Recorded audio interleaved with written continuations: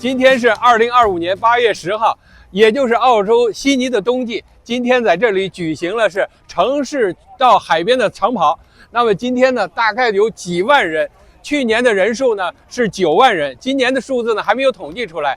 那么这种城市到海滩的长跑呢，今年是第55届，也开始呢是1971年。那么现在呢，随着人数增加，而变得非常的广泛，很多人都参加呢，已经成为世界上的最有名的这个趣味长跑。今年参加的人呢，你看是各种各样的人，他们可以穿自己的服饰，他们可以打着自己的标志，或者有的人呢还装扮成这个卡通人物，都在这里长跑。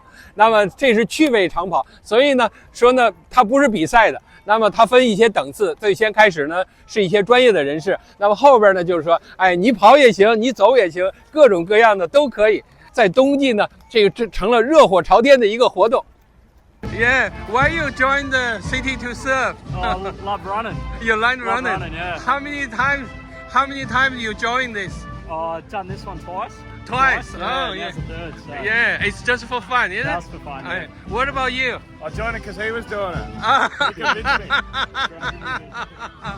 Okay, all good. Thank you. 参加长跑的还有一些呢，装扮成这个，他们是装扮成什么呀？看不出来。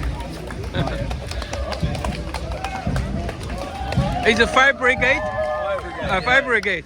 Raising money for the burns unit. Oh, right. Yeah. Is this from New South Wales? Yeah. Yeah, So we're from Fire Rescue New South Wales. Oh, yeah.